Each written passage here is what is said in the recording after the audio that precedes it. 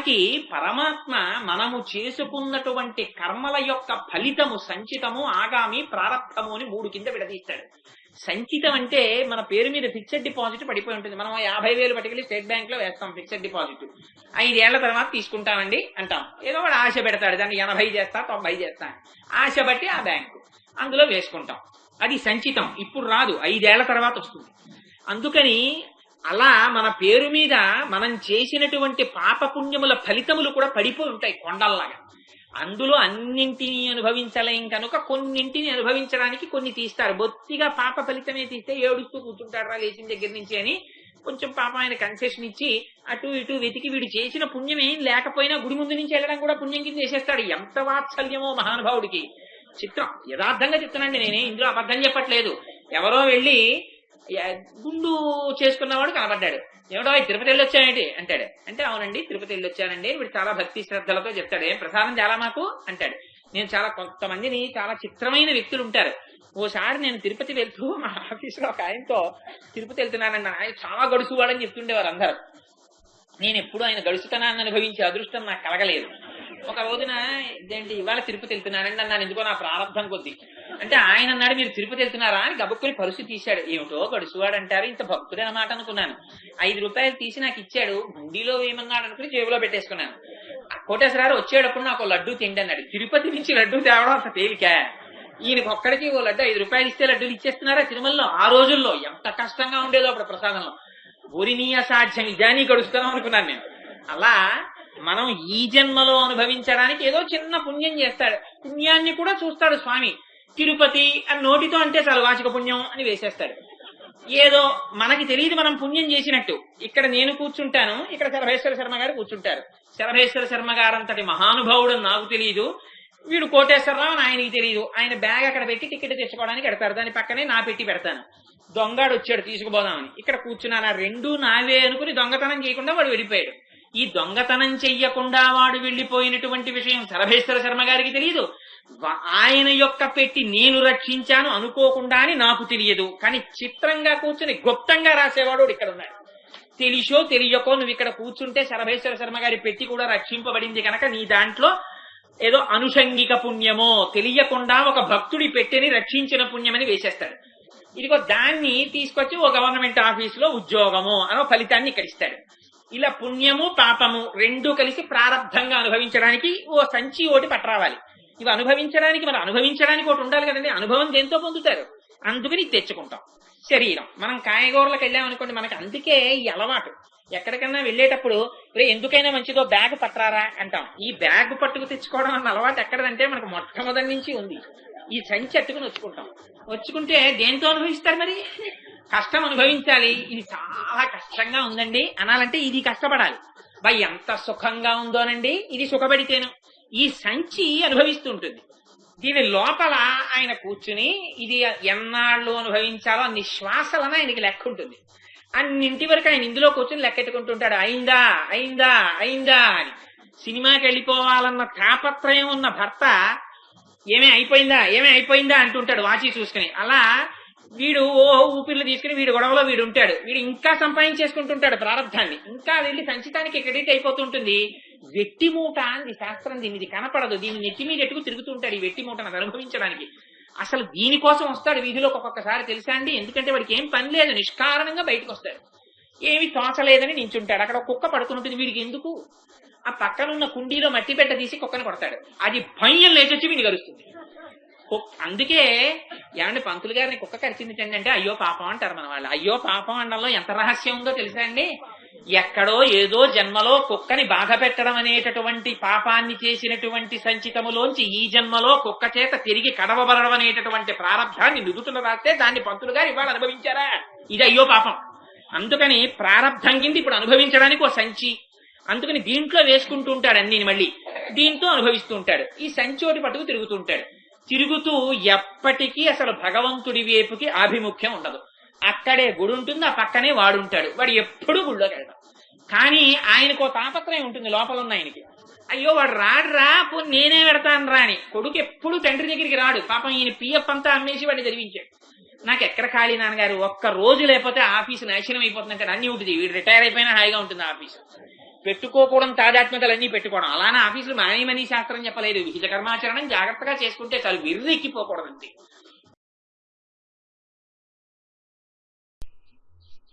దుఃఖమయమైనటువంటి ప్రపంచంలో కృష్ణ పరమాత్మతో కలిసి జన్మించడము చేత విశేషమైనటువంటి ఆనందాన్ని పొందుతున్నటువంటి ఓ గోప యువతులారా, మనందరం కలిసి మార్గశీర్ష స్నానం అనబడేటటువంటి ఈ వ్రతాన్ని చెయ్యడంలో పాటించవలసినటువంటి నియమములను తిరిగి చేస్తాను. మనందరం పాల సముద్రంలో శేషసాయి అయి మెల్లమెల్లగా పడుకుని ఉన్నటువంటి శ్రీమన్నారాయణని పాదవులకు మంగళాశాసనం చేద్దాం. మనం పాలు నెయ్యి ఈ రెండింటిని త్రాగము. తెల్లవారుజామునే స్నానం చెయ్యాలి. తలలో పువ్వులు పెట్టుకోకూడదు. పెట్టుకోకుండా ఈ వ్రతాన్ని చేసి మనం మన శక్తి కొలది సరి అయినటువంటి వారు, అర్హత కలిగినటువంటి వారు, పాత్రత కలిగినటువంటి వారికి మన విభవమునకు తగినట్టుగా దానము చేసి సన్యాసులకు బ్రహ్మచారులకు భిక్షని ఇద్దాం. కాక పెద్దలు నడిచినటువంటి మార్గంలో నడుద్దాం. ఎట్టి పరిస్థితులలోనూ కూడా అసత్యమును కాని అప్రియమైన మాటలను కాని మనం పలకవద్దు అని సాటి గోపకాంతలతో ఆ తల్లి ఈ మార్గశీర్ష వ్రతాన్ని ప్రారంభం చేస్తూ వ్రత నియమములను తెలిపినటువంటి పాశురం. ఇందులో ఆ తల్లి ఆ గోపకాంతలందరూ నిద్ర లేపుతూ చాలా గొప్ప మాటతో ప్రారంభం చేసింది. ఆవిడ అంటుంది, దుఃఖమయమైనటువంటి ప్రపంచంలో ఆనంద స్వరూపుడైనటువంటి కృష్ణ పరమాత్మతో కలిసి జన్మించడము చేత ఆనందమును పొందుతున్నటువంటి గోపకాంతలారా అని పిలుస్తుంది. నిజంగానే ఈ ప్రపంచం అంతా మనం అనుభవిస్తున్నది దుఃఖమయంగా. ఎందుచేత అంటే రాగద్వేషములు మనస్సుకు బాగా తగులుకుని ఉన్నాయి కనుక ప్రపంచంలో కొన్నింటిని చూస్తే రాగం ఉన్నది కాబట్టి అవతలి కోణం ద్వేషం. రాగద్వేషములతో కూడినటువంటి మనస్సుతో ప్రపంచాన్ని చూస్తున్నాం కనుక ఈ శరీరమునకు సుఖము, ఈ శరీర సంబంధులకు సుఖము కలిగించేటటువంటి విషయములన్నింటి చేత సుఖమును పొందుతాం. తద్విరుద్ధమైనటువంటి వాటన్నింటి చేత దుఃఖాన్ని పొందుతాం. శంకరులు అంటారు, నళినీదలగత జలమతి తరళం తత్వజీవితం అతిశయ చపలం విద్యవ్యాప్యభిమానగ్రస్తం లోకం శోకచ హంత సమస్తం అన్నారు. అసలు ఈ లోకం అంతా ఎప్పుడో చచ్చిపోయినట్టు కనపడుతోంది నా కంటికి అన్నారు. ఉన్న జీవితం ఇంత చిన్న జీవితంలో నిత్యమా జీవితము నీటిపై బుగ్గ అన్నట్టు ఇంత జీవితం. ఆ ఉన్న ఇంత జీవితంలో మళ్ళీ ఈ శరీరంతో సంబంధం ఉన్న వాళ్ళతోటి విశేషమైనటువంటి వ్యామోహం. ఆ వ్యామోహం పెట్టుకుని వాళ్ళందరికీ సుఖం కలిగితే అది మన సుఖం, దీనికి దుఃఖం కలిగితే మనకి దుఃఖం అనేటటువంటి భ్రాంతిలో జీవితాన్ని గడుపుతూ దుఃఖమయంగా వెళ్ళిపోతున్నటువంటి ప్రపంచంలో ఇవాళ వాళ్ళు విశేషమైనటువంటి ఆనందాన్ని పొందుతున్నారు. ఎందుకు ఆనందాన్ని పొందుతున్నారంటే కృష్ణుడు వారితో కలిసి జన్మించాడు. అసలు కృష్ణుడు అన్న మాటకే అర్థం అది. కృష్ణుడు అంటే నిరతిశయమైనటువంటి ఆనంద స్వరూపుడైన భగవంతుడు ఎక్కడుంటే అక్కడ ఆనందం తప్ప అసలు దుఃఖం ఉండేందుకు అవకాశం ఉండదు. అందుకే వెంకటాచలంలో స్వామి ఎక్కడుంటే దానికి ఆనంద నిలయం అని పేరు. ఆనంద నిలయం ఆయన ఉండడం వల్ల ఆనంద నిలయం, ఆనంద నిలయంలో ఆయన ఉండడం కాదు. ఆయన ఎక్కడుంటాడో అక్కడ ఆనందం ఉంటుంది, అక్కడ దుఃఖం ఉండే అవకాశం ఉండదు. ఆయన తెలుసుకోబడాలి. ఆయన ఉన్నాడు అని తెలుసుకుంటే దేహం దేవాలయో ప్రోక్త, ఈ లోపల ఆయన ఉన్నాడు ఇది దేవాలయము అని తెలుసుకున్న వాడికి సర్వకాలముల యందు ఆనందంగానే ఉంటాడు. అందుకే దేవి భాగవతంలో ఒక అందమైనటువంటి మాట చెప్తారు, ఆ జ్ఞానం సర్వకాలముల యందు ఉండవలసినటువంటిది ఇతి పురుషులకి. ఇతీనాం భూషణం జ్ఞానం సంతోషోహి ద్విజన్మనాం అంటారు. బ్రాహ్మణులకు సర్వకాలమునందు సంతోషం ఉండాలి. ఎందుచేత బ్రాహ్మణులకు సంతోషము అంటే వాడు బ్రహ్మమును అనుభవించినటువంటి వాడు కనుక, వాడు లోపల పరమాత్మ ఉన్నాడు, పరమాత్మ కన్నా వేరొకటి లేదని తెలుసుకున్నవాడు కనుక వాడు సర్వకాలముల యందు సంతోషంగా ఉంటాడు. అది లేనివాడు దుఃఖమయంగా ఉంటాడు. ఇక్కడ ఇవాళ వాళ్ళ అదృష్టం ఏమిటంటే వాళ్ళు చేసినటువంటి ప్రత్యేకమైన క్రతువు లేదు, యజ్ఞము లేదు, యాగము లేదు, వాళ్ళకి తెలుసున్న జ్ఞానము లేదు. కానీ ప్రపంచంలో ఆనందమే స్వరూపంగా కలిగినటువంటి కృష్ణ పరమాత్మ వాళ్ళ యొక్క ఆ నందవ్రజంలో జన్మించారు.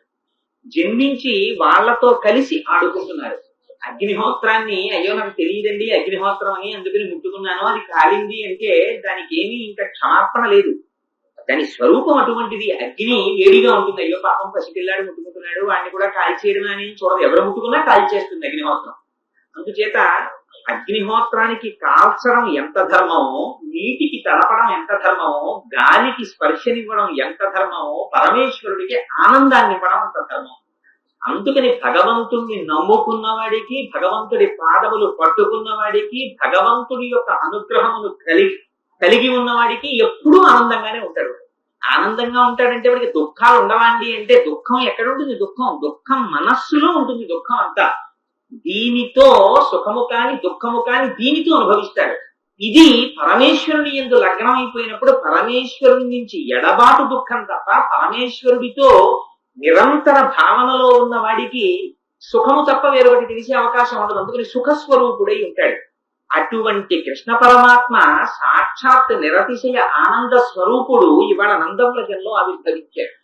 అందుచేత కృష్ణ పరమాత్మతో కలిసి ఆడుకోవడమే వాళ్ళు పొందుతున్నటువంటి గొప్ప ఆనందం. అందుకని వాళ్ళకి దుఃఖం తెలియదు. ప్రపంచంలో అంత సంతోషంగా కాలం గడిపేస్తున్నారు. ఏం మామూలుగా గడిపేరా పోనీ? అల్లా ఇల్లా కాదు. అక్రూరుడంతటి వాడు చెప్పుకున్నాడు. ఎంత అదృష్టమని చెప్పుకున్నాడంటే, సూరులు తొల్లి ఏ విభుని శోభిత పాద నక ప్రభావళించేరి భవాంధకారముల చిక్కక వంతురు అతి దేవుని వైరము తోడనైన విలువం నను పంపి శుభంబు చేసే నిష్కారణమైన ప్రేమగిదే కంసుని పోలు సబ్బుండు కలుగుని అని చెప్పుకున్నాడు. పోన్లేరా, వైరంతో అయితేనే కృష్ణ పరమాత్మని తీసుకురమ్మని నన్ను పంపిస్తున్నాడు. నేను ఆ కృష్ణ పరమాత్మ నడిచినటువంటి చోట ఆయన శంఖ చక్రములతో కూడినటువంటి పాదముద్రలు ఆ ఇసుక మీద పడగా నేను ఆ పాదముద్రల్ని దర్శిస్తాను. పట్టు చేలాంచలం కట్టుకున్నటువంటి ఆ శ్రీకృష్ణ పరమాత్మని ఆపాదమస్తకం దర్శిస్తాను. ఆయన పాదముల మీద పడి నమస్కరిస్తాను. ఆనాడు స్వామి తన కుడి చేతిని నా శిరస్సు మీద ఉంచి నా చేతులు పట్టుకుని పైకి లేపి, అక్రూరా ఎక్కడి నుంచి వచ్చావు, సుఖంగా ఉన్నావా, కూర్చో అంటారు. ఇంతకన్నా నాకు ఆనందం ఏం కావాలంటారు. అంత తెలుసున్న అక్రూరుడే పొంగిపోయాడు. వీళ్ళకి వచ్చినవాడు తమతో ఆడుకుంటున్నవాడు భగవంతుడని తెలియక్కర్లేదు, తెలియకపోయినా స్వరూపం అటువంటిది. అందుచేత వాళ్ళకి నిరతిశయమైన ఆనందం. ఆ ఆనందంలో కూడా ఎటువంటి గొప్పతనాన్ని పొందారంటే, నిజంగా వ్రజంలో ఉన్నటువంటి గోపాల బాలురు పొందినటువంటి ఆనందం లాంటి ఆనందాన్ని యథార్థంగా చెప్పాలంటే రామచంద్రమూర్తి పుట్టినటువంటి అయోధ్యలో వాళ్ళు కూడా అంత పూర్తిగా పొందలేకపోయారు. ఎందుకంటే మధ్యలో రాముడు అరణ్యవాసం చేస్తే వాళ్ళు మధ్యలో ఏడవలసి వచ్చింది, పాపం దుఃఖించవలసి వచ్చింది. కానీ వ్రజంలో ఉన్న వాళ్ళు ఎంతగా అనుభవించారంటే కృష్ణ పరమాత్మ యొక్క సౌలభ్యాన్ని. ఒక్కొక్క చోట పోతన గారి పద్యాలు చూస్తే నిజంగా ఆశ్చర్యం వేస్తుంది.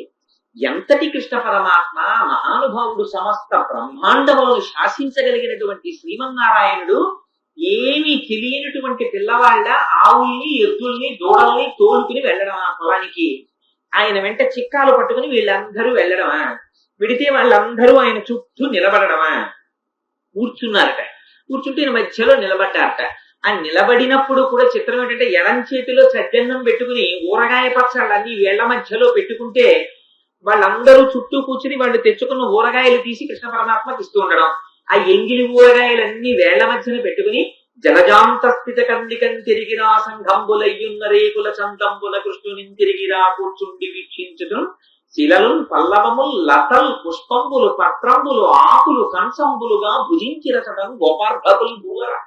ఏమి ఆనందం అనుభవించారు చూడండి వాళ్ళు. రాతి ముక్కలు, ఆకులు, పువ్వులు ఇవన్నీ కృష్ణుడితో వాళ్ళకి కావలసింది ఎందులో భోజనం చేస్తున్నాం కాదు, ఏం తింటున్నాం కాదు, మనం కృష్ణుడిని చూస్తూ తింటున్నావా లేదా అంతే వాళ్ళకి కావలసింది.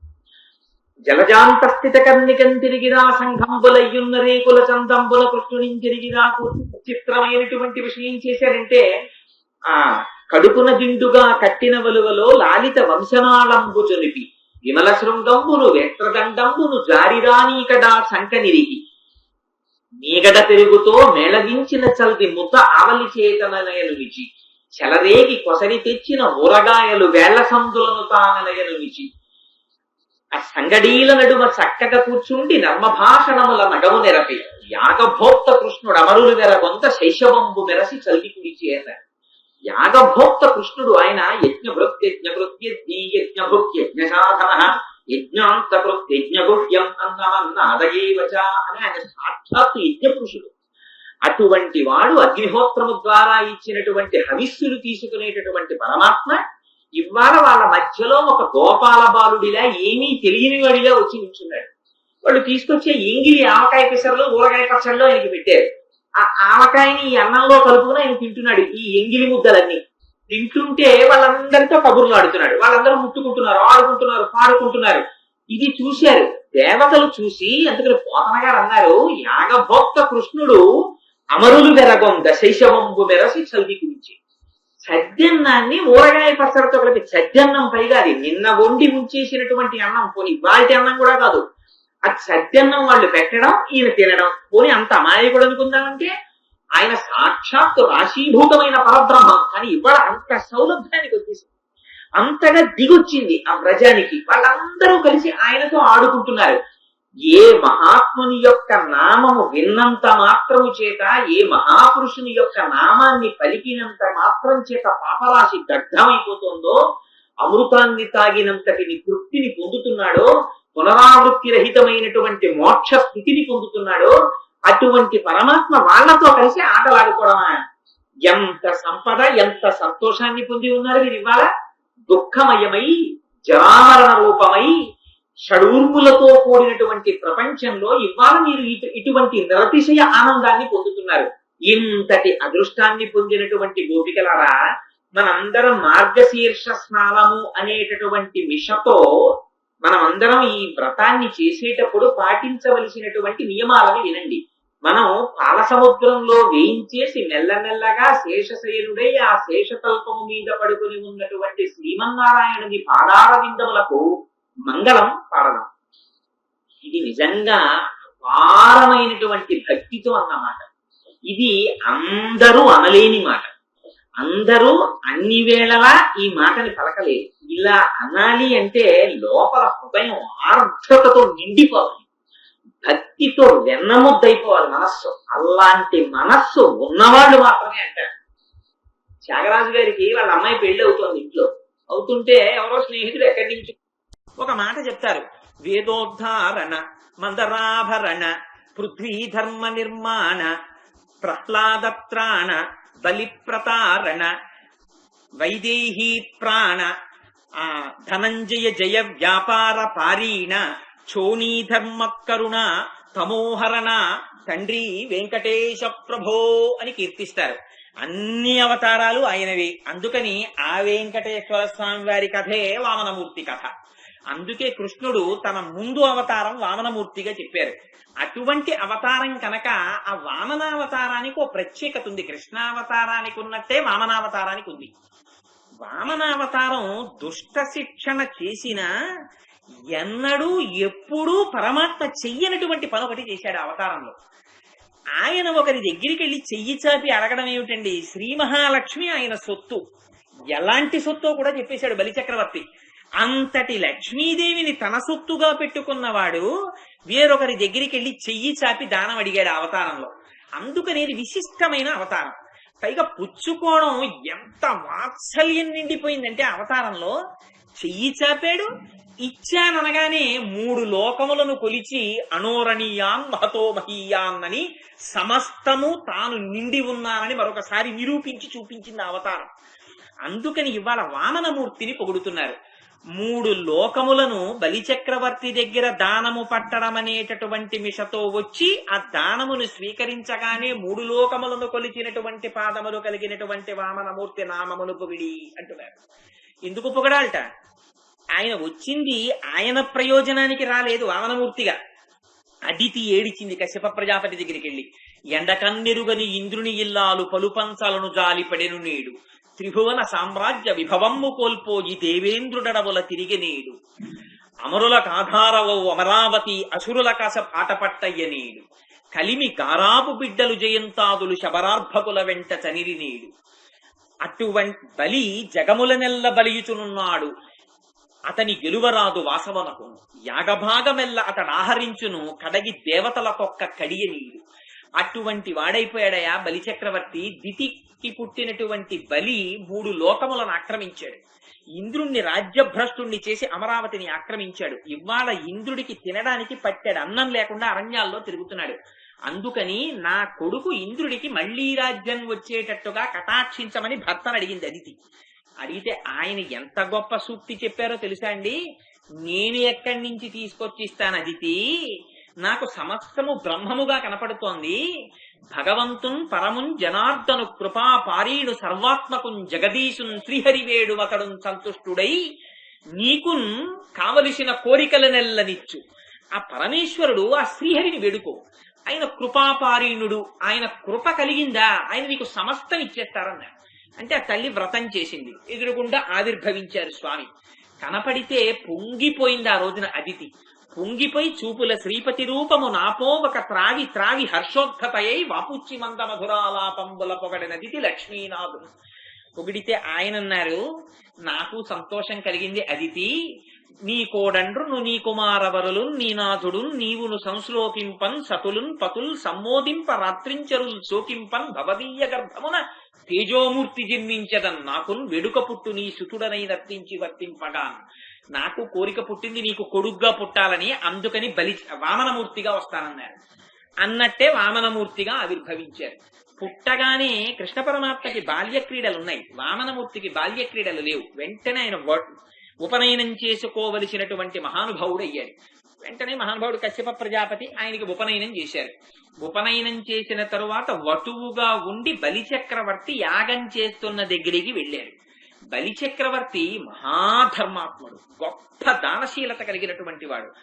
ఆత్మనివేదనంకి బలిచక్రవర్తిని చెప్తారు నవవిధ భక్తులలో. అంతటి మహానుభావుడు నిస్సందేహంగా ఇంద్రపదవిని అలంకరించవలసిన వాడు. అటువంటి వాడు ఇన్ని చేసినా చిన్న అహంకారం ఒకటి ఉండిపోయింది, నేను చేస్తున్నానన్న భావన ఉండిపోయింది.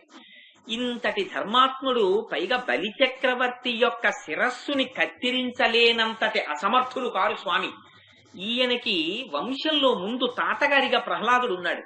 ఆ వంశంలో మహాభక్తుడైన ప్రహ్లాదుడు ఉండగా ఈ బలిచక్రవర్తిని చెనకితే తన భక్తుడు బాధపడతాడని రక్షించారు. అందుకని పిల్లనిచ్చే ముందు, ఏమండి వాళ్ళ వంశంలో మహాభక్తులు ఎవరైనా ఉన్నారా అని చూసుకుంటారు ఒకసారి. ఆ వంశంలో అటు 7 తరాలు ఇటు 7 తరాలు చూస్తారు. అలాంటి వాళ్ళు ఎవరైనా ఒక్కడు ఉన్నాడు అనుకోండి, ఒక మహాపురుషుడు. అదిగో ఆ రాజమండ్రిలో ఉన్నారు ఆ శరభేశ్వర శర్మ గారు, మల్లంపల్లి శరభేశ్వర శర్మ గారు, శ్రీభాష్యం అపలాచార్య స్వామి గారు, ఇలాంటి వాళ్ళు పుట్టిన వంశాలు ఉన్నాయనుకోండి, అటు 7 తరాలు ఇటు 7 తరాలు కూడా చల్లగా చూస్తారు పరమాత్మ. ఎందుకంటే ఇంతటి మహాపురుషులు పుట్టినటువంటి వంశాలని. అందుకని అదిగో అటువంటి స్థితిని పొందినది కాబట్టి ఆ స్వామి అక్కడ ఆవిర్భవించి ఆ బలిచక్రవర్తి దగ్గరికి వెళ్లి దానం అడగడం కోసమని వెళ్ళారు.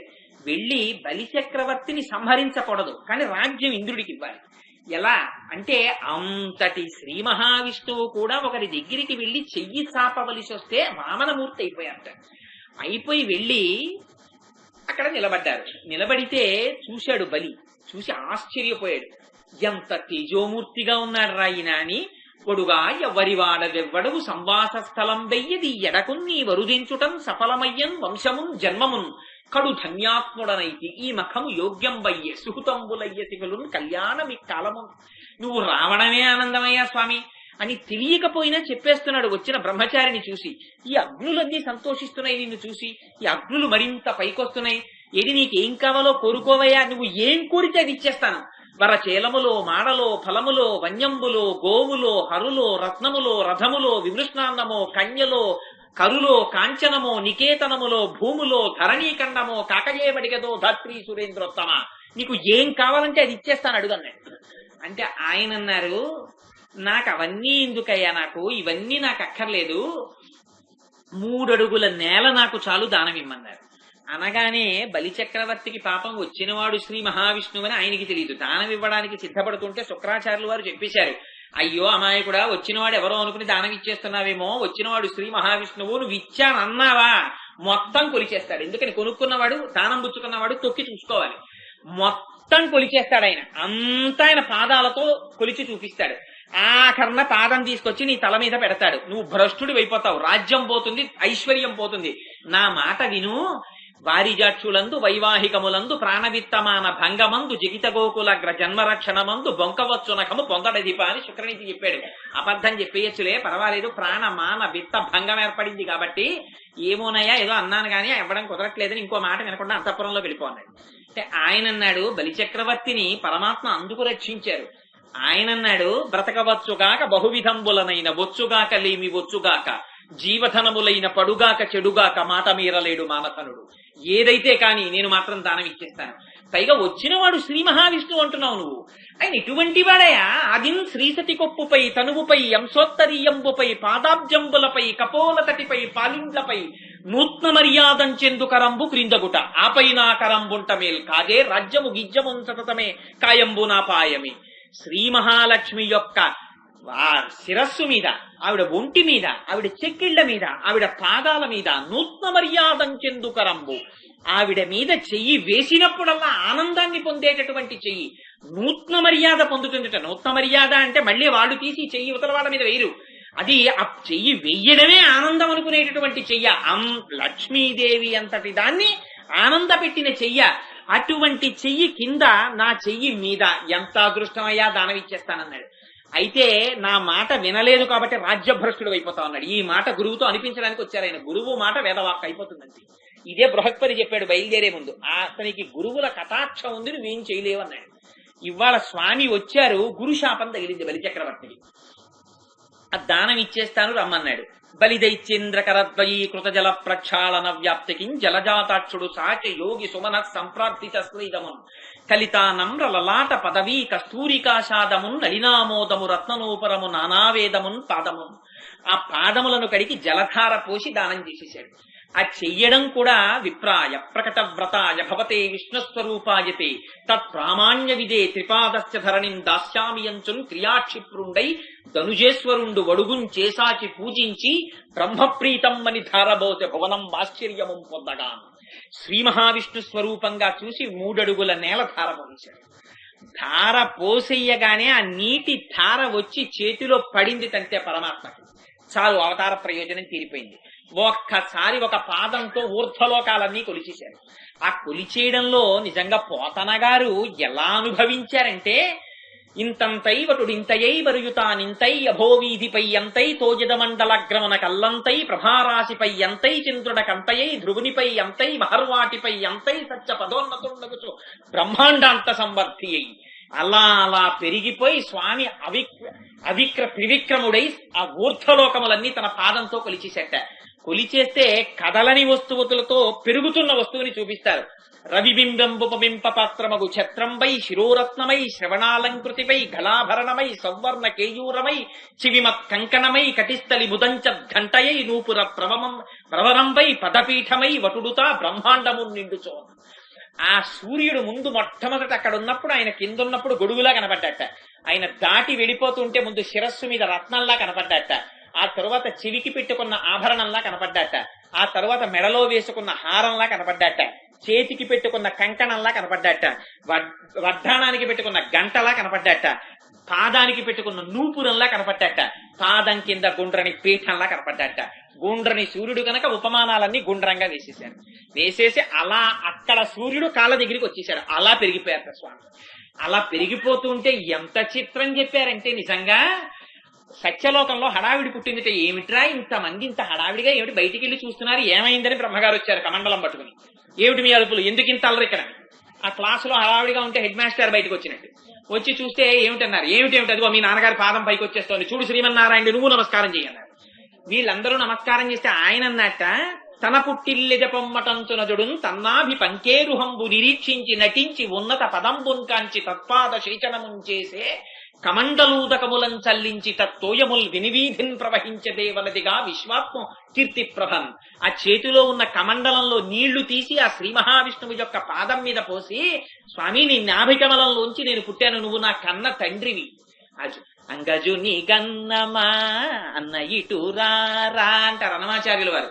అందుకని ఆ పాదాన్ని కడిగితే ఆ పాద ప్రక్షాళన జలం ఆకాశంలో మందాకిని అయి గంగగా ప్రవహించిందిట. నుని త్రిపథగా అయింది ఆవిడ. అటువంటి గంగ అయింది శ్రీమన్నారాయణ పాద ప్రక్షాళన జలం. అటువంటి వామనమూర్తి ఆనాడు లోకములనన్నింటినీ కొలిచారే, ఆ పాదమునకు మేము మంగళం పలుకుతాం. ఆ ఇంద్రుడికి రాజ్యం ఇవ్వడం కోసమని తాను వామనమూర్తి అయ్యొచ్చి చెయ్యి చాపి దానం పుచ్చుకొని సమస్త లోకములను కొలిచి ఆనాడు ఆ పాదం ఎంత సొక్కిపోయిందో. అందుకే ఆ మంగళాశాసనానికి సంబంధించినటువంటి పాశురం ఒకటి ఉంది, దాన్ని ప్రత్యేకం విజ్ఞాపన చేస్తూ ఉంటారు. ఆడిపోత్తి తిలైపోత్తి అని వస్తూ ఉంటుంది. అంటే నాకు ధారణలో లేవనుకోండి, మీ అందరూ తెలుసున్న వాళ్ళు వింటున్నారు, తెలియని వాడు చెప్తున్నాడు, ఇదో విచిత్రం, ఇది భగవన్మాయ అంటే. అందుకని ఆ అటువంటి పాదానికి మంగళం పాడుతున్నాం. అటువంటి శ్రీమన్నారాయణుని యొక్క అవతారమైన వామనమూర్తిని కీర్తిద్దాం. ఎంత వాత్సల్యమో! ఇంద్రుడికి రాజ్యం ఇవ్వడానికి తాను వామనమూర్తిగా దిగిరావడమా, సమస్త లోకములను తన పాదంతో కొలవడమా, ధర్మమూర్తి కనుక, ఇంతటి దానం చేసినవాడు కనుక సావర్ణిమను వేళకు దేవేంద్రుండగునితడు దేవతలకు దుర్భాషితముకు రాచోటికి రావింతును అందు మీద రక్షింతుదయన్ అని మళ్లీ బలిచక్రవర్తికి ఇంద్రపదవినిస్తానని ప్రమాణం చేయడమా, ఎంత వాత్సల్యమా వామనమూర్తిది అని ఇవాళ ఆ వామనుండి తలుచుకుని పొంగిపోతున్నారు వాళ్ళు. పొంగిపోయి ఆ వామనమూర్తిని కీర్తించి ఎటువంటి పాడి పంటలుండాలట, ఆకాశమంతెత్తు పెరిగిపోయి ఉండాలట, ఆ చేలు పెరిగిపోతే ఆ కంకులిలా వంగిపోయి ఉండాలట, ఎంత దగ్గరగా పొలంలో ఆ వరికి సంబంధించినటువంటి మొక్కలు పెరిగిపోవాలంటే ఆ కింద నీరు ఉంటుంది, ఆ నీటిలో ప్రయాణించడానికి కావలసినంత చోటు లేక చేపలు ఆ మొక్కల మధ్యలోంచి ఈదలేక త్రుళ్ళి పడుతూ పైకి ఎగురుతూ ఉండాలట చేపలు. అలా చేపలు ఉండాలట. ఆ మధ్యలో కలువ మొక్కలు లేవాలట, ఆ కలువ మొక్కలకి కలవ పూలు ఉండాలట, ఆ కలువ పూల్లో గండు తుమ్మెదలు పడుకోవాలట. అవి రవం చేసుకుంటూ మాట్లాడుకుంటుండగా ఆ కలువ పువ్వు ఉన్నటువంటి కాడ కిందన చాప ఒకటి వచ్చి త్రుళ్ళి పడేటప్పుడు దాని తోక తగిలి ఆ కలువ పువ్వు ఇలా ఊగాలట. ఊగితే ఆ గాలికి ఆ మొక్క కదులుతున్నప్పుడు ఆ మొక్క తగిలి ఇటు ఊగాలట. ఉయ్యాలలో ఊగిన రాచకుమారులలా తుమ్మెదలు ఈ కలువ పువ్వులలో ఊగుతూ ఉండాలట. అటువంటి పొలాలతో ఈ ప్రాంతం అంతా సస్యశ్యామలంగా ఉండాలన్నారు. ఇది నిజంగా ఆకాశం అంతెత్తు వరికంకులతో మొక్కలుంటాయా? వాళ్ళు బలిచక్రవర్తిని మొట్టమొదట వామనమూర్తిని ప్రార్థన చేశారు. ఆయన పెరిగిపోయాడు 3 లోకాలు ఆక్రమించి. ఆ పెరిగిపోయిన వామనమూర్తి వాళ్ళ కళ్ళల్లో ఉండిపోయాడు. ఇంకా మనం ఏదైనా చాలా గొప్ప పెర్ఫార్మెన్స్ ఏదైనా చూసామనుకోండి, మహాతల్లి శోభానాయుడు గారు శ్రీనివాస కళ్యాణం సంగీత రూపకం నాట్యం చేస్తుంటారు. అటువంటి కార్యక్రమానికి వెళ్లి మీరు ఇంటికి వచ్చేసారనుకోండి, ఇంకా మనస్సంతా అదే ఉంటుంది. ఏం చేస్తున్నా, ఏది వింటున్నా, అబ్బా నిజంగా ఏమి నాట్యం రా, ఏమి ప్రోగ్రాం రా, ఏమి సంగీతం రా అని రాత్రి పడుకోండి చెవుల్లో అది వినపడుతుంటుంది. భోజనం చేస్తుండండి అదే వినపడుతుంటుంది. ఏమి మాట్లాడుతున్నా కాసేపు దాని గురించే మాట్లాడుకుంటుంటాం, కాసేపు దాని గురించే చెప్పుకుంటుంటాం. అలా వాళ్ళు వామనమూర్తిని అలా ప్రార్థన చేశారు. అది పూజ అంటే, అది ప్రార్థన అంటే, అది భాగవత హృదయం అంటే. ఆవిడ ఎలా వామనమూర్తిని కీర్తించిందంటే పెరిగిన పంట పొలాలు కూడా వామనుళ్ళ ఆకాశం అంతెత్తు కనబడుతున్నాయి ఇవాళ ఆవిడకి. అంతటి పొలాలలో కింద చేపలు ఉండాలట.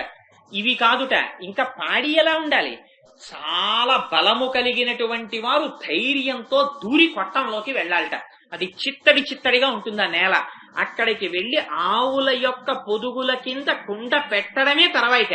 ఇలా ఆవు యొక్క పొదుగు ముట్టుకుంటే చాలట, ఇలా ధారల కింద పాలు పడిపోతుంటాయిట. ఆ కూర్చున్నవాడు స్థిరాసనం వేసి కూర్చోవాలట. ఎందుకని? కుండ తీసి కుండ పెట్టడంలో ఆలస్యం అయితే అదంతా పాలు కారిపోతాయి కింద. అందుకని కుండ తీసి కుండ పెట్టడంలో జాగ్రత్తగా ఉండాలి, అలాగే చూస్తూ ఉండాలి కుండ నిండిపోవడాన్ని. అంత జాగరూకుడైన వాడు ఉండి కుండలలో పాలు పట్టేటట్టుగా పాలనివ్వగలిగినటువంటి బలిసిన ఆవులతో కూడిన పాడి సమృద్ధి కలుగుగాక. దీని యందు పైకి పాడి పంటలను అపేక్షించింది. నెలకి 3 వానలు పడాలి, ఈతి బాధలు ఉండకూడదు. ఆంతరమునందు ఆ తెల్లి చెప్పినటువంటి రహస్యం వేరు.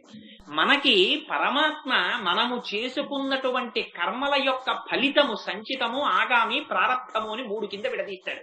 సంచితం అంటే మన పేరు మీద ఫిక్స్డ్ డిపాజిట్ పడిపోయి ఉంటుంది. మనం 50,000 పట్టుకెళ్ళి స్టేట్ బ్యాంక్ లో వేస్తాం ఫిక్స్డ్ డిపాజిట్. 5 ఏళ్ల తర్వాత తీసుకుంటామండి అంటాం. ఏదో వాడు ఆశ పెడతాడు, దాన్ని 80 చేస్తా 90 చేస్తా, ఆశ బట్టి ఆ బ్యాంకు అందులో వేసుకుంటాం. అది సంచితం, ఇప్పుడు రాదు, 5 ఏళ్ల తర్వాత వస్తుంది. అందుకని అలా మన పేరు మీద మనం చేసినటువంటి పాపపుణ్యముల ఫలితములు కూడా పడిపోయి ఉంటాయి కొండల్లాగా. అందులో అన్నింటినీ అనుభవించలేం కనుక కొన్నింటిని అనుభవించడానికి కొన్ని తీస్తారు. బొత్తిగా పాప ఫలితమే తీస్తే ఏడుస్తూ కూర్చుంటాడు లేచిన దగ్గర నుంచి అని కొంచెం పాపం ఆయన కన్సెషన్ ఇచ్చి అటు ఇటు వెతికి వీడు చేసిన పుణ్యం ఏం లేకపోయినా గుడి ముందు నుంచి వెళ్ళడం కూడా పుణ్యం కింద చేసేస్తాడు. ఎంత వాత్సల్యమో మహానుభావుడికి. చిత్రం, యథార్థంగా చెప్తున్నాండి, నేనే ఇందులో అబద్ధం చెప్పట్లేదు. ఎవరో వెళ్ళి గుండు చేసుకున్నవాడు కనబడ్డాడు. ఏమిటో తిరుపతి వెళ్ళి వచ్చానండి అంటాడు. అంటే అవునండి తిరుపతి వెళ్ళి వచ్చానండి. వీడు చాలా భక్తి శ్రద్ధలతో చెప్తాడు. ఏం ప్రసాదం చాలా మాకు అంటాడు. నేను చాలా కొంతమందిని, చాలా చిత్రమైన వ్యక్తులు ఉంటారు, ఓసారి నేను తిరుపతి వెళ్తూ మా ఆఫీసులో ఒక ఆయనతో తిరుపతి వెళ్తున్నానండి, ఆయన చాలా గడుసువాడని చెప్తుండేవారు అందరూ. నేను ఎప్పుడు ఆయన గడుసుతనాన్ని అనుభవించే అదృష్టం నాకు కలగలేదు. ఒక రోజున ఇదేంటి ఇవాళ తిరుపతి వెళ్తున్నానండి అన్నాను, ఎందుకో నా ప్రారంభం కొద్ది. అంటే ఆయన అన్నాడు, మీరు తిరుపతి వెళ్తున్నారా అని గబుక్కుని పరుసు తీశాడు. ఏమిటో గడుసువాడు అంటారు, ఇంత భక్తుడే అన్నమాట అనుకున్నాను. 5 రూపాయలు తీసి నాకు ఇచ్చాడు. హుండీలో వేయమన్నాడు అనుకుని జేబులో పెట్టేసుకున్నాను. కోటేశ్వరరావు వచ్చేటప్పుడు నాకు లడ్డూ తిండి అన్నాడు. తిరుపతి నుంచి లడ్డూ తేవడం అంత తేలిక? ఈయనకి ఒక్కడికి ఓ లడ్డు 5 రూపాయలు ఇస్తే లడ్డూలు ఇచ్చేస్తున్నారా తిరుమలలో? ఆ రోజుల్లో ఎంత కష్టంగా ఉండేదో అప్పుడు ప్రసాదంలో. ఊరినీయ సాధ్యం ఇదానీ గడుస్తున్నాం అనుకున్నాను నేను. అలా మనం ఈ జన్మలో అనుభవించడానికి ఏదో చిన్న పుణ్యం చేస్తాడు. పుణ్యాన్ని కూడా చూస్తాడు స్వామి. తిరుపతి అని నోటితో అంటే చాలు వాచిక పుణ్యం అని వేసేస్తాడు. ఏదో మనకి తెలియదు మనం పుణ్యం చేసినట్టు. ఇక్కడ నేను కూర్చుంటాను, ఇక్కడ శరభేశ్వర శర్మ గారు కూర్చుంటారు. శరభేశ్వర శర్మ గారంతటి మహానుభావుడు నాకు తెలియదు, వీడు కోటేశ్వరరావు అని ఆయనకి తెలియదు. ఆయన బ్యాగ్ అక్కడ పెట్టి టికెట్ తెచ్చుకోవడానికి పెడతారు, దాని పక్కనే నా పెట్టి పెడతాను. దొంగాడు వచ్చాడు తీసుకుపోదామని, ఇక్కడ కూర్చున్నాను, ఆ 2 నావే అనుకుని దొంగతనం చేయకుండా వాడు వెళ్ళిపోయాడు. ఈ దొంగతనం చెయ్యకుండా వాడు వెళ్లిపోయినటువంటి విషయం శరభేశ్వర శర్మ గారికి తెలియదు. ఆయన యొక్క పెట్టి నేను రక్షించాను అనుకోకుండా అని నాకు తెలియదు. కానీ చిత్రంగా కూర్చుని గుప్తంగా రాసేవాడు ఇక్కడ ఉన్నాడు. తెలిసో తెలియకో నువ్వు ఇక్కడ కూర్చుంటే శరభేశ్వర శర్మ గారి పెట్టి కూడా రక్షింపబడింది కనుక నీ దాంట్లో ఏదో అనుషంగిక పుణ్యమో, తెలియకుండా ఒక భక్తుడి పెట్టిని రక్షించిన పుణ్యమని వేసేస్తాడు. ఇదిగో దాన్ని తీసుకొచ్చి ఓ గవర్నమెంట్ ఆఫీసులో ఉద్యోగము అనో ఫలితాన్ని ఇక్కడ ఇస్తాడు. ఇలా పుణ్యము పాపము 2 కలిసి ప్రారంభంగా అనుభవించడానికి ఓ సంచి ఒకటి పట్టరావాలి. ఇవి అనుభవించడానికి మరి అనుభవించడానికి ఒకటి ఉండాలి కదండి. అనుభవం దేంతో పొందుతారు? అందుకని తెచ్చుకుంటాం. శరీరం మనం కాయగూరలకు వెళ్ళామనుకోండి, మనకి అందుకే ఈ అలవాటు. ఎక్కడికన్నా వెళ్ళేటప్పుడు ఎందుకైనా మంచిదో బ్యాగ్ పట్టరారా అంటాం. ఈ బ్యాగ్ పట్టుకు తెచ్చుకోవడం అన్న అలవాటు ఎక్కడదంటే మనకు మొట్టమొదటి నుంచి ఉంది. ఈ సంచి అట్టుకుని వచ్చుకుంటాం. వచ్చుకుంటే దేంతో అనుభవిస్తారు? మరి కష్టం అనుభవించాలి. ఇది చాలా కష్టంగా ఉందండి అనాలంటే ఇది కష్టపడాలి. ఎంత సుఖంగా ఉందోనండి ఇది సుఖపడితేను. ఈ సంచి అనుభవిస్తుంటుంది. దీని లోపల ఆయన కూర్చుని ఇది ఎన్నాళ్ళు అనుభవించాలో అన్ని శ్వాసలను ఆయనకి లెక్క ఉంటుంది. అన్నింటి వరకు ఆయన ఇందులో కూర్చొని లెక్కెట్టుకుంటుంటాడు. అయిందా అయిందా అయిందా అని. సినిమాకి వెళ్ళిపోవాలన్న తాపత్రయం ఉన్న భర్త ఏమే అయిపోయిందా అంటుంటాడు వాచి చూసుకుని. అలా వీడు ఊపిర్లు తీసుకుని వీడు గొడవలో వీడు ఉంటాడు. వీడు ఇంకా సంపాదించేసుకుంటుంటాడు ప్రారంధాన్ని. ఇంకా వెళ్ళి సంచితానికి క్రెడిట్ అయిపోతుంటుంది. వెట్టి మూట అంది శాస్త్రం. దీన్ని కనపడదు, దీన్ని నెత్తి మీద ఎట్టుకు తిరుగుతుంటాడు ఈ వెట్టి మూటను అనుభవించడానికి. అసలు దీనికోసం వస్తాడు వీధిలోకి ఒక్కొక్కసారి, తెలుసా అండి? ఎందుకంటే వాడికి ఏం పని లేదు, నిష్కారణంగా బయటకు వస్తాడు. ఏమి తోచలేదని నించుంటాడు. అక్కడ కుక్క పడుకుని ఉంటుంది. వీడికి ఎందుకు? ఆ పక్కనున్న కుండీలో మట్టి పెట్ట తీసి కుక్కను కొడతాడు. అది భయం లేచొచ్చి వీడిని గరుస్తుంది. అందుకే ఏమంటే పంతులు గారిని కుక్క కరిచింది అంటే అయ్యో పాపం అంటారు మన వాళ్ళు. అయ్యో పాపం అనడంలో ఎంత రహస్యం ఉందో తెలుసా అండి? ఎక్కడో ఏదో జన్మలో కుక్కని బాధ పెట్టడం అనేటటువంటి పాపాన్ని చేసినటువంటి సంచితములోంచి ఈ జన్మలో కుక్క చేత తిరిగి కడవబడడం అనేటటువంటి ప్రారంధాన్ని నుదుటను రాస్తే దాన్ని పంతులు గారు ఇవాళ అనుభవించారా? ఇది అయ్యో పాపం. అందుకని ప్రారంధం కింద ఇప్పుడు అనుభవించడానికి ఒక సంచి, అందుకని దీంట్లో వేసుకుంటూ ఉంటాడు అన్ని, మళ్ళీ దీంతో అనుభవిస్తూ ఉంటాడు. ఈ సంచి ఒకటి పట్టుకు తిరుగుతూ ఉంటాడు. తిరుగుతూ ఎప్పటికీ అసలు భగవంతుడి వైపుకి ఆభిముఖ్యం ఉండదు. అక్కడే గుడి ఉంటుంది, ఆ పక్కనే వాడుంటాడు. వాడు ఎప్పుడూ గుడిలోకి వెళ్తాడు. కానీ ఆయనకు తాపత్రయం ఉంటుంది లోపల ఉన్న ఆయనకి. అయ్యో వాడు రాడురా, నేనే పెడతాను రా అని. కొడుకు ఎప్పుడు తండ్రి దగ్గరికి రాడు. పాపం ఈయన పిఎఫ్ అంతా అమ్మేసి వాడిని చదివించాడు. నాకు ఎక్కడ ఖాళీ నాన్నగారు, ఒక్క రోజు లేకపోతే ఆఫీసు నాశనం అయిపోతుంది. అన్ని ఉంటుంది. వీడు రిటైర్ అయిపోయినా హాయిగా ఉంటుంది ఆఫీసు. పెట్టుకోకూడదు తాదాత్మ్యతలన్నీ పెట్టుకోవడం. అలానే ఆఫీసులు మానేయమని శాస్త్రం చెప్పలేదు. విహిత కర్మాచరణం జాగ్రత్తగా చేసుకుంటే చాలు, విర్రెక్కిపోకూడదంతే. అలా మనం పెట్టుకుంటే ఆయన బయటికి వస్తాడు. అందుకని ఊరిరిగింపు అన్నారు. ఊరేగింపు కాదు, ఊరిరిగింపు. స్వామి వాడు ఎప్పుడు రాడు స్వామి, కోటేశ్వరరావు అని పేరు వీడికి ఇల్లు ఆఫీసు 2 తెలుసు స్వామి, వీడు ఒక అబంధుడు. అడిగో ఇందులో ఉంటాడంటే ఆయనే ఓసారి వచ్చి మన గేటు ముందు నిలబడతాడు. లోపలికి వెడితే టీవీ చూస్తున్నాను ఎందుకు వచ్చావు అంటాడేమో అని బయట నించుంటే ఇగో అదేంటి పల్లకి వచ్చింది బెల్లం మొక్కట్టుకెళ్ళని ఇలా ఓసారి పైకి చూస్తాడు. పొంగిపోతాడు ఆయన. ఏం అదృష్టం రా, ఇవాళ వాడు నన్ను తొంగి చూశాడు తెర తీసి టీవీ వదిలేసి అని. దానికే పొంగిపోతాడు ఆయన. ఓ బెల్లం మొక్క ఆవిడ వచ్చి అక్కడ పెడితే పాపం ఆయన ఎంత భోళా మనిషో అర్చకులు అంతే భోళా మనుషులు. ఆయన అంశలే కదా వీళ్లలోకి పెడతారు, ఆయన కళలు వీళ్లలోకి పెడతారు. లక్ష్మణాచార్యులు వారు ఎందుకంత మంచిగా ఉంటారనుకుంటున్నారు? ఆయన గొప్ప కాదు, ఆ పరమేశ్వరుడి కళలన్నీ లక్ష్మణాచార్యుల వారిలో పెట్టేశారు. అందుకే అందరికీ తండ్రిలా కనబడుతుంటారు ఆయన ఇక్కడికి వస్తే. అంత మంచిగా అంత సౌజన్యంతో ప్రవర్తిస్తారు. ఆత్మావై పుత్రనామాసి, మా గోవిందబాబు గారికి వచ్చేసింది ఆ లక్షణం. అందుకని అదిగో పరమేశ్వరుడి అంశ వాళ్ళకు ఉంటుంది. అందుకని వాళ్ళు పాపం ఆ బెల్లం ముక్కుచ్చుకొని అక్కడ పెట్టి నైవేద్యం పెట్టి వాళ్ళు నీరాజనం ఇచ్చి ఆ హారతి మనకిచ్చి వాళ్ళు ముందెడుతూ ఉంటారు. అందుచేత ఇది భగవంతుని యొక్క వాత్సల్యం. అంటే ఆ భగవంతుడి జ్ఞానం మనం పొందాం. మనం ఎప్పుడు ఈ సంచిలో వేసుకోను వండుకోను ఇదే పని. అసలు అలవాటంతా ఈ ప్రారంధాన్ని అనుభవించడం, కొత్త తెచ్చుకోవడం. ఇదే రైతు బజార్కి మనకి ఉన్న కనెక్షన్. అక్కడ కూడా ఇదే కనెక్షన్.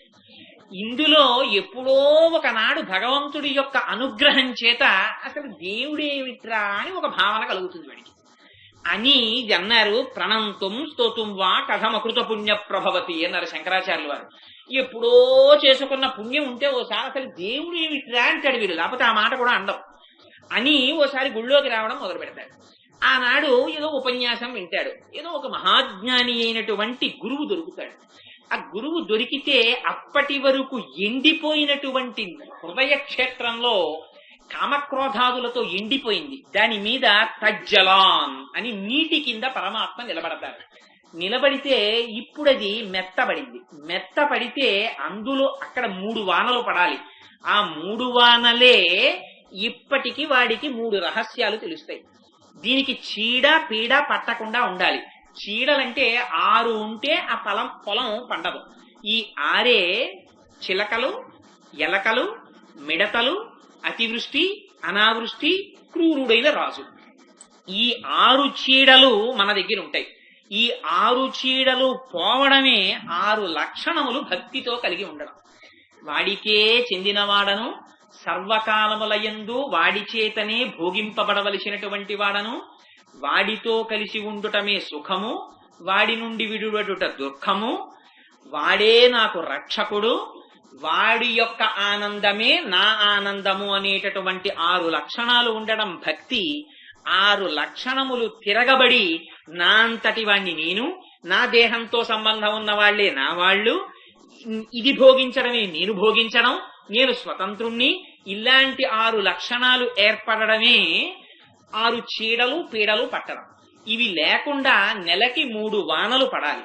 పడితే ఆ 3 వానల చేత ఈ లోపల ఉండేటటువంటి క్షేత్రము బాగా సస్యశ్యామలమై అది లోపల మెత్తబడాలి. ఆ 3 వానలే అనన్య శరణత్వము, అనన్య శేషత్వము, అనన్య భోగ్యత్వము అన్నారు పెద్దలు. అంటే వాడికే చెందినవాడనన్న భావన, వాడు తప్ప వేరొకడు రక్షకుడు లేడన్న భావన, బ్రహ్మమునందే రమించాలనేటటువంటి ఆనందము పూనిక కలిగి ఉండడం. ఈ 3 ముందు భక్తిగా ఏర్పడాలి. ఏర్పడితే ఆ లోపల చేపలు తుళ్ళి తుళ్ళి పడుతూ ఉంటాయి. చేపలకి ఏమిటి ఆధారం? చేపలకి నీరు ఉంటేనే తుళ్ళి పడతాయి. ఆ నీటికే తజ్జలాన్ అని పిలిచిందిట ఉపనిషత్తు భగవంతుణ్ణి. తత్ అంటే పరమాత్మ. అందుకే సుందరకాండ తత్తుతో మొదలై తత్తుతో పూర్తయిపోతుంది. ఆ తత్ పరమాత్మ అయితే జ అంటే ఆయనలోంచి పుట్టి, ల ఆయనలో లయమైపోయి, అన్ ఆయనలోనే ఉంటుంది ప్రపంచం. ఆయన తప్ప వేరొకటి ఉండదు. అందుకని అటువంటి భగవంతుని యొక్క గుణములలో తాను మునకలు వెయ్యడమే చేపలు తుళ్ళి తుళ్ళి పడడం. అటువంటి స్థితి ఉంటే లోపల ఏమి చేస్తున్నా భగవంతుని యొక్క గుణములను అనుభవించి పొంగిపోయేటటువంటి వాళ్ళ స్థితి ప్రహ్లాదుడి స్థితిలో ఉంటుంది. వాళ్ళకి సంసారంతో లోకంతో సంబంధం కాదు, భగవంతుడితోటి సంబంధం. అందుకని మందార మకరంద మాధుర్యమున తేలు మధుపంపు పోవునే మదనములకు, నిర్మల మందాకిని వీచికల తూగు రాయంచటనునే తరంగిణులకు, లలిత రసాల పల్లవ ఖాదియై చొక్కు కోయిలజనునే కుటజములకు, పూర్ణీందు చంద్రికా స్ఫురిత చకోరక మరుగునే సాంద్ర నిహారములకు, అంబుజోదర దివ్యపాదార వింద చింతనామృత పాన విశేషమత్త చిత్తం ఈ రీతి ఇతర విషయంబు చేర నేర్చు వినుత గుణశీల మాటలు వెయ్యునేల అంటాడు. ఆ అంబుజోదర దివ్యపాదార వింద చింతనామృత పాన విశేషమత్త చిత్తమును కలిగి ఉండడం, ఆ శ్రీమన్నారాయణుని యొక్క పాదపద్మములలోంచి స్రవించేటటువంటి తేనెను తాగి మత్తెక్కిపోయి పడిపోయినటువంటి హృదయం కలిగి సర్వకాలములయందు పానీయంబులు త్రాగుచున్ కుడుచుచున్ భాషించుచున్ హాసలీలా నిద్రాదులు చేయుచున్ తిరుగుచున్ లక్షించుచున్ సంతత శ్రీనారాయణ పాదపద్మయుగలి చింతామృతాస్వాద సంధానుండై మరచన్సురారిసుతుడే తద్విశ్వమున్భూవరా. అదే ఆ చేపలు తుళ్ళి తుళ్ళి పడడం. ఆ తుళ్ళి తుళ్ళి పడేటటువంటి చేపలు ఉన్నటువంటి పొలంలో అక్కడ కలువ పూలు పెరగాలి. ఆ కలువ పువ్వులలో తుమ్మెదలు ఉండి రవం చేస్తూ ఉండాలి. అదే పృత్పుండరీకం అని ఈ హృత్పుండరీకంలో ఆ లక్ష్మీనారాయణులు ఇద్దరు వాసము చేసి ఉండాలి. సర్వకాలముల యందు ఆ లక్ష్మీనారాయణుల యందు ధ్యానైకమగ్నుడే అంతర్ముఖుడయ్యేటటువంటి గొప్ప భాగవత స్థితి ఆయనకి కలగాలి. ఇది వాళ్ళు లోపల కోరుకుంటున్నటువంటిది పాడి. బాహ్యమునందు పంట వాళ్ళకి ఎటువంటి పాడి కావాలట? ఈ కోరుకున్నది పంట.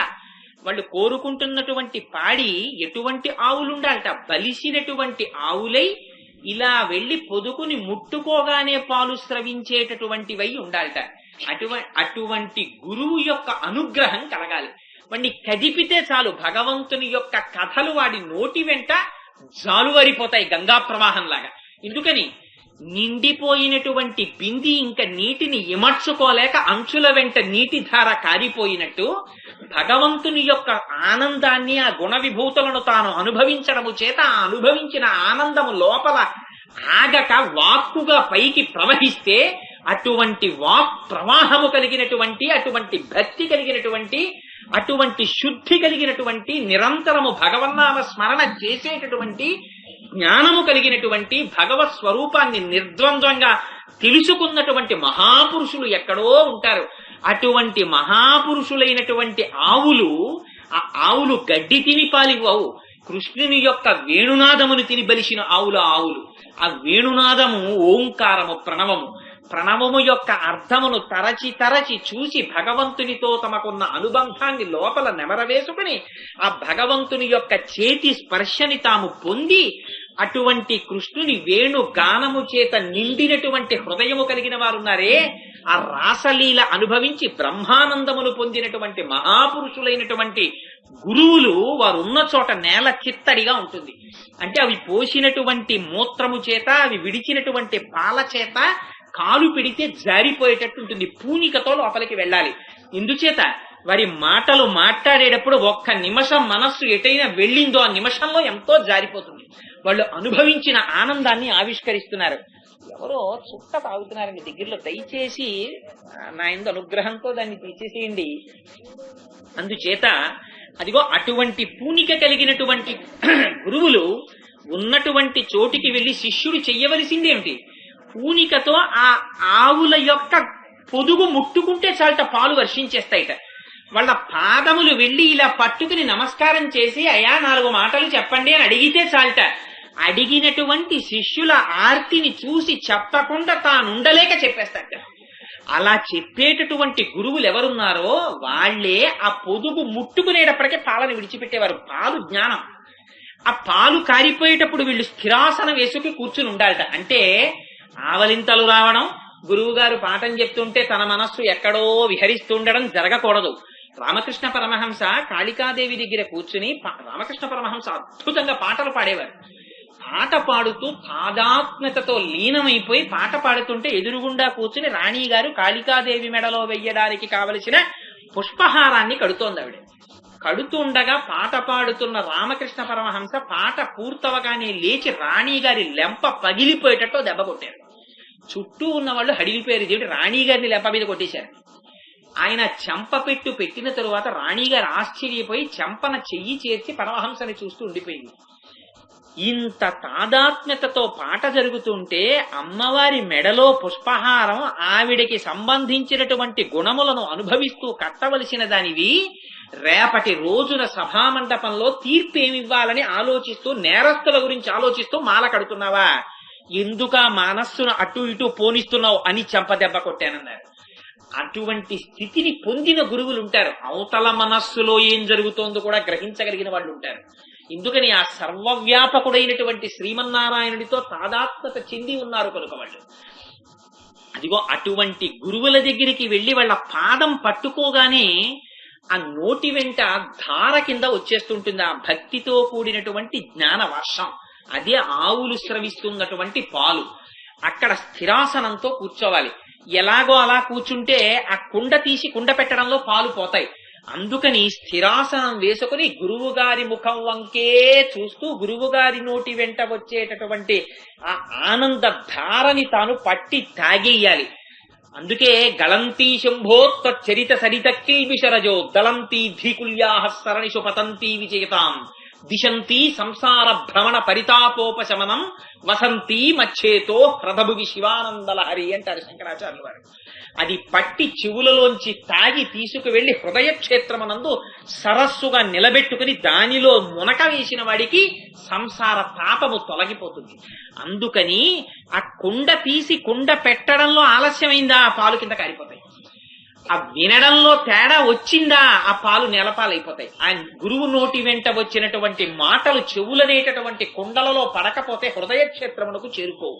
అందుకని అటువంటి పాలు స్రవించగలిగినటువంటి ఆవులు అటువంటి గురువులతో ఈ లోకము శోభాయమానమవుగాక అని బాహ్యమునందు ఆంతరమునందు గురువైభవాన్ని, బాహ్యమునందు పాడి పంటలని కోరుకుంటూ ఆ తల్లి చేసినటువంటి అద్భుతమైనటువంటి స్తోత్రమే 3వ పాశురం. అటువంటి సమృద్ధిని మన పట్టణము పొందుగాక అని అపేక్షిస్తూ రేపటి రోజున 4-5 పాశురాల్ని విజ్ఞాపన చేస్తాను. మంగళ